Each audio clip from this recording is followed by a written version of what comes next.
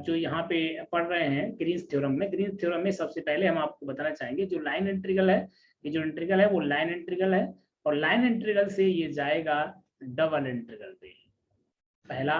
दूसरा, इसके लिए जो कंडीशन है, इंपॉर्टेंट कंडीशन है, इसके बिना हम इसको अप्लाई नहीं करेंगे। जब तक कोई कर्व बाउंडेड नहीं होगा तब तक हम ग्रीन्स को अप्लाई नहीं कर पाएंगे। अच्छा, जब ग्रीन्स लाइन इंटीग्रल में अप्लाई नहीं होगी, ठीक है, तब हम ये देखेंगे कि हमें क्या करना है। तब हम लाइन इंटीग्रल से जो पहले चैप्टर से हम लगा रहे थे वैसे ही सॉल्व करेंगे यहाँ पे क्वेश्चन को, लाइन इंटीग्रल को। लेकिन यहाँ पे जो लाइन इंटीग्रल है वो 2D से 2D में जाएगा। लाइन इंटीग्रल केवल 2D वाला होना चाहिए, 3D का नहीं। ओके, सो लाइन इंटीग्रल इन 2D। एक चीज और पॉइंट नोट करेंगे यहाँ पे, 3D में नहीं लगाते इसको ग्रीन्स को, ये केवल लाइन इंटीग्रल इन प्लेन, तभी हम इसको अप्लाई करेंगे।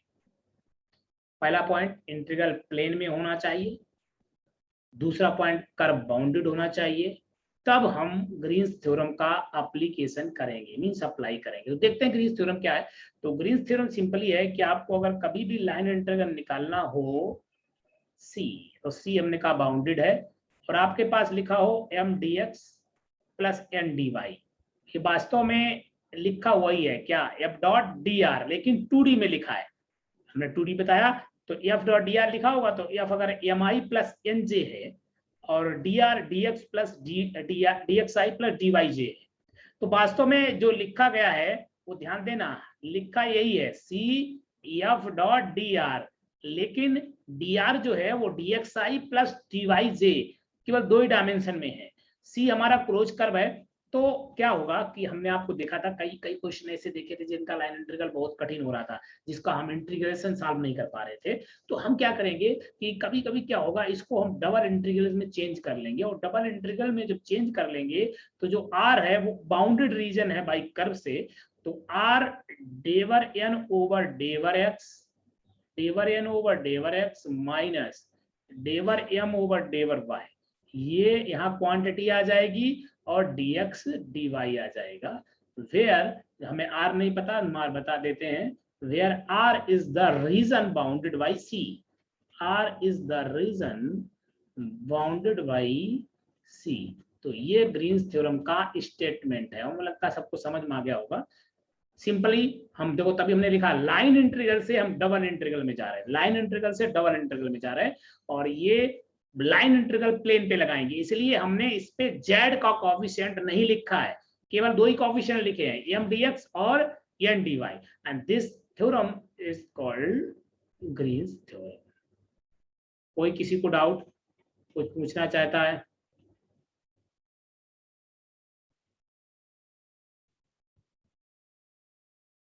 कोई भी? नहीं सर। नहीं, ओके, ठीक, गुड। तो दूसरी थ्योरम लिखते हैं, हम तीनों थ्योरम लिख लेंगे, फिर हम क्वेश्चन बताएंगे इसके। दूसरी थ्योरम के पास चलते हैं, पहला।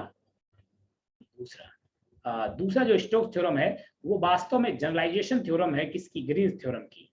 Okay, second Stokes theorem. Stokes theorem है generalisation of Green's theorem. So generalisation of, तो तुम्हें याद करने पड़ेंगे, ठीक है, सब जनरलाइजेशन ऑफ यूज अभी हम बता देंगे, आप करने लगोगे यूज।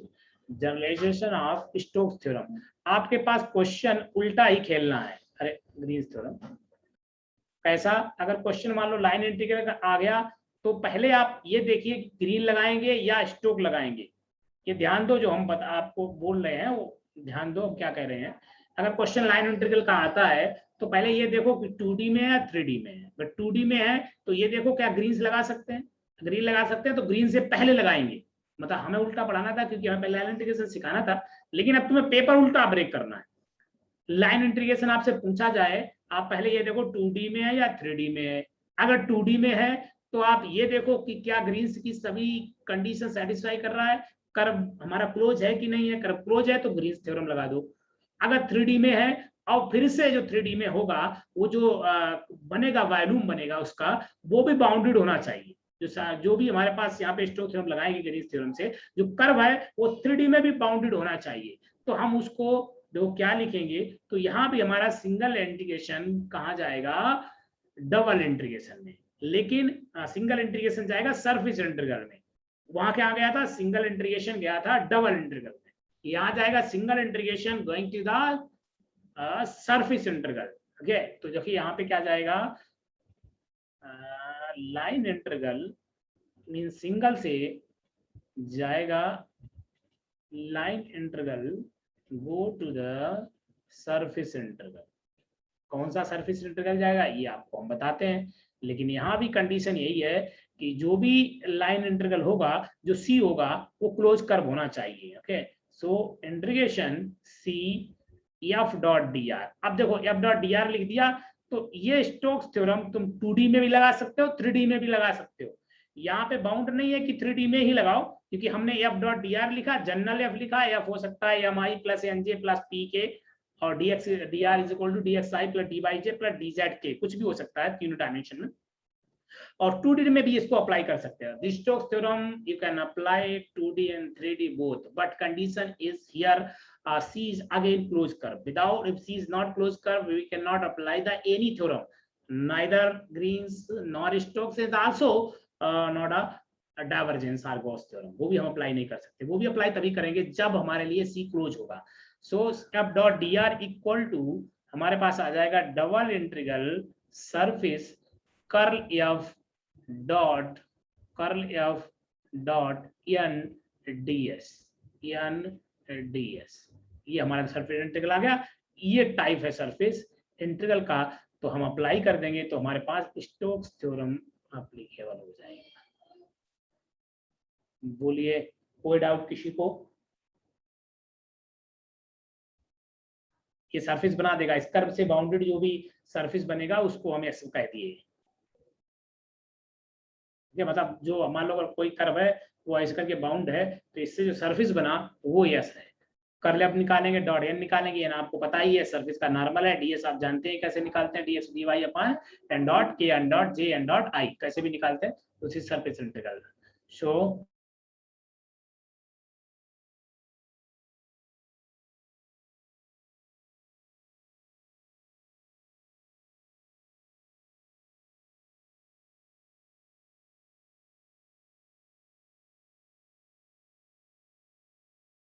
हाँ, तो हमारा single integration to surface integral convert हो जाएगा, तो डॉट एन डीएस हो जाएगा। तो ये हमारा कहलाता है Stokes theorem.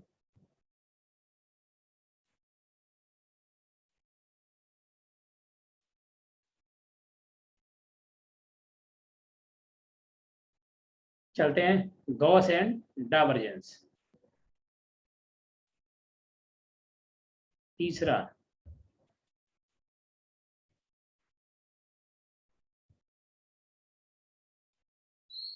Gauss and divergence theorem. Gauss और डाइवर्जेंस थ्योरम देख लेते हैं, ठीक है। अब ये क्या करेगा Gauss divergence theorem? Gauss divergence theorem में हमारे पास सरफेस इंटीग्रल से हम ट्रिपल इंटीग्रल में जाते हैं, ठीक। सबसे पहले आप ध्यान कीजिए, इसको हम जाएंगे surface integral to triple integral. Okay, तो सरफेस इंटीग्रल इसका होगा यस एफ डॉट एन, लेकिन यहाँ भी कंडीशन ये है कि जो सरफेस हो वो बाउंडेड हो।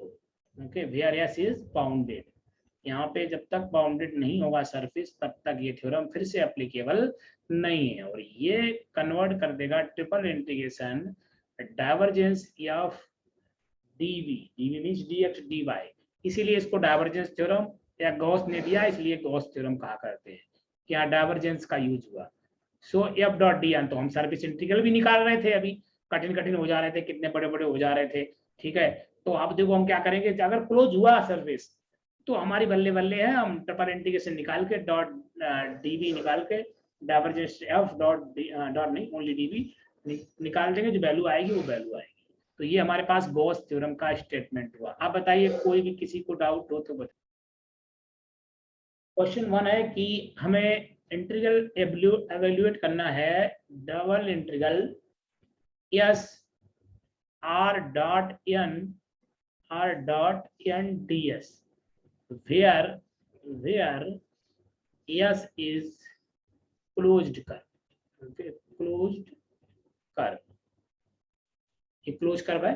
लेकिन हमें आर तो पता ही है, आर हमारे पास होता है X I by J Z की। आर वेक्टर का मतलब वही आर वेक्टर है हमारा, R vector meaning is X I. अब देखो अगर यहाँ सरफेस कैसा ना दिया होता, क्लोज ना दिया होता, हाँ यही क्लोज ना दिया होता, बाउंडेड ना दिया होता, तो हमारे लिए बड़ा प्रॉब्लम, तो हम डाइवर्जेंस नहीं लगा सकते थे, लेकिन अब लगा सकते हैं। तो हम कह दिया ट्रिपल इंटीग्रेशन डॉट आर और dx dy dz और v, ठीक है।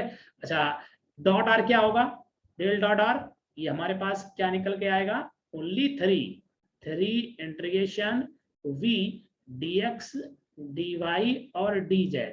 वास्तव में ये जो होगा वो वॉल्यूम हो गया, तो 3 इंटू वी आ गया, सो 3 इंटू वी आएगी, सो 3 भी आंसर।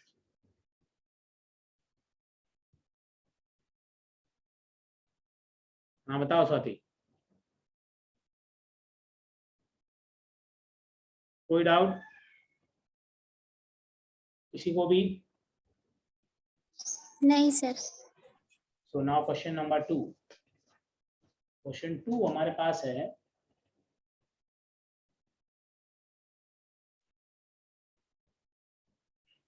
क्वेश्चन 2। तो इसमें कौन सी थ्योरम अप्लाई की मैंने बैक वाले क्वेश्चन में? गॉस डाइवर्जेंस थी। Gauss divergence theorem. तो yes F dot N D S फिर से आया, और आपके पास हम एफ दे रहे हैं, जो एफ है वो है 4xz के 4xzi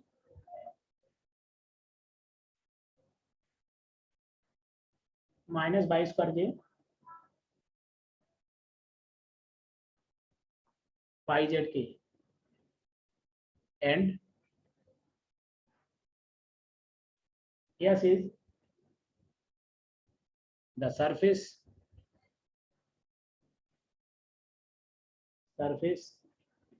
of the bounded by surface of the cube bounded by x equal to 0, x is equal to 1, y equal to 0, y equal to 1, z equal to 0, z equal to 1। वास्तव में question लगा चुके हैं, लेकिन देखो आज हम क्या करेंगे कि मैंने आपको बता दिया है कि हम ग्रीन्स थ्योरम अप्लाई कर सकते हैं। आपने 6 पार्ट में आंसर इसका निकाला था, आज 6 पार्ट नहीं होंगे। क्यों? क्योंकि हम इसको सॉल्व कर सकते हैं बाय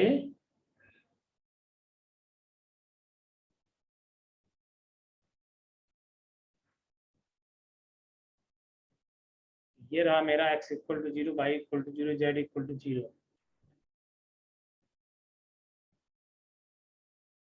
ठीक, ये हमारा क्वेश्चन रहा। नाउ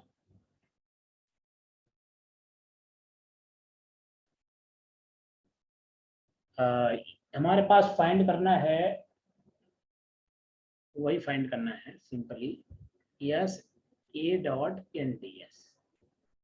और यहाँ पे जो a है वो आपको दिया गया है 4xi माइनस 2 स्क्वायर जे प्लस जेड स्क्वायर के, और we are taking over the region bounded by here question saying that region bounded by x square plus y square equal to 4, z equal to 0 and z equal to 3. Okay, here cylinder cut from z equal to 0 to z equal to 3, and the simple is this is the cylinder. Here z equal to 3 and z equal to 0. लेकिन question saying that bounded by region. Bounded by means this is bounded here also and bounded that one. अच्छा, तुम्हें अगर surface integral यहाँ पे वैसे find करना होता तो कितने सरफेस यहाँ होते? अगर मुझे मेथड से अप्लाई करना होता कितने सरफेस होते? 3। एक X square plus Y square equal to 4 होता, एक जेड इक्वल टू 0 होता, एक जेड इक्वल टू 3 होता। तो मुझे 3 पे लाइन सरफेस इंटीग्रल निकालना पड़ता, लेकिन अभी नहीं, अभी बहुत अच्छा है, कहा डाइवर्जेंस या क्लोज है, बहुत अच्छी बात। डाइवर्जेंस ए निकालिए और dx dy dz अप्लाई कर दीजिए। आंसर बताइए जल्दी से।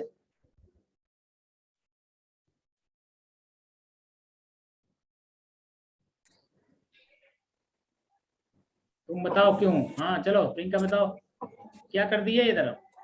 इसे 0 कर दिए, ये 2 टाइम कर दिए,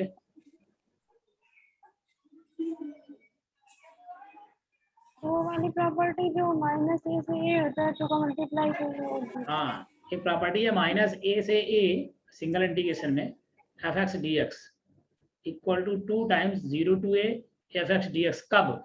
जब ये फंक्शन इवन हो, अगर ऑड होगा तो 0 हो जाएगा। तो देखो बाई के रिस्पेक्ट में ये वाला फंक्शन जब इसकी लिमिट लगाओगे तो ये ऑड है, तो ये 0 हो जाएगा। ये दोनों इवन फंक्शन है। जेड के रिस्पेक्ट में माइनस था नहीं, 0 से 3 था, इसलिए उसको 0 नहीं कर सकते। ये भी ऑड फंक्शन हो गया, और ये फंक्शन तो हमारा ऑड है, इवन फंक्शन हो गया, लेकिन ये ऑड है, लेकिन जेड की लिमिट -3 से 3 नहीं थी, इसलिए प्रॉब्लम है, इसलिए हम दोनों रह जाएंगे, इसलिए आंसर रह जाएगा। आप सॉल्व करो, आंसर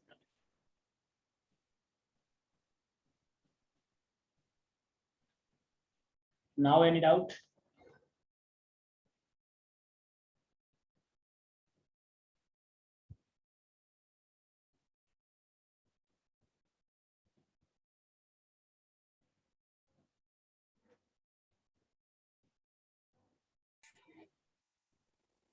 जीरो से 1, दूसरी लिमिट 0 से 1।